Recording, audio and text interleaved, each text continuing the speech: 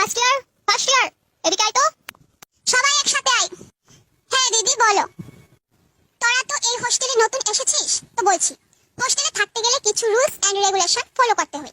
তোরা জানিস কিনা আমি জানি না, কিন্তু সব হোস্টেলে থাকতে গেলে কিছু না কিছু রুলস এন্ড রেগুলেশন আছে যেগুলি ফলো করে চলতে হয়, যেগুলি আমরাও ফার্স্ট ইয়ারে ফলো করেছি এবং এখনো কিছু না কিছু রুলস এন্ড রেগুলেশন ফলো করছি। আমাদের সিনিয়ররাও এই রুলগুলি ফলো করেছে। তো এখন বলি কোন কোন রুলসগুলো ফলো করতে হবে। ফার্স্ট অফ অল, সবাইকে উইশ করতে হবে। সকালে গুড মর্নিং, দুপুরে গুড আফটারনুন এবং সন্ধ্যার সময় গুড ইভিনিং আর রাত্রিতে গুড নাইট। সবাই বলতে তোদের সিনিয়র দিদি তারা, যেমন second year, third year, fourth year, আর হসপিটালে গেলে সিনিয়র সিস্টারদের আর ম্যামদের তো উইশ করতেই হবে। আর যদি উইশ না করিস তাহলে অনেক পানিশমেন্ট আছে। আর যখন মেসে খেতে যাবি, দিদিদের আগে সাইড দিয়ে দিবি। দিদিরা আগে নিয়ে চলে যাবে খাবার। তোরা প্রথমে এলেও দিদিদেরকে আগে সাইড দিয়ে দিবি, কারণ এটাই রুলস। আর খাবার মেসে খেয়ে যেতে হবে, কেউ কারো রুমে খাবার নিয়ে যেতে পারবে না। দিদিরা নিয়ে যেতে পারে, কারণ দিদিরা ডিউটি করে আসে একটু ক্লান্ত বোধ করে, দিদিরা নিয়ে যেতে পারে, কিন্তু তোরা একদম নিবি না।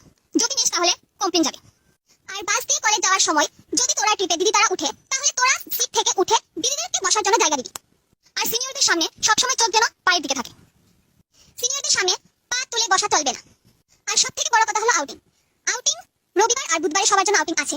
এই 2 দিন ছাড়া কেউ যদি হোস্টেল থেকে এক পাও নাড়াস, তাহলে অনেক বড় পানিশমেন্ট তোদের জন্য অপেক্ষা করবে।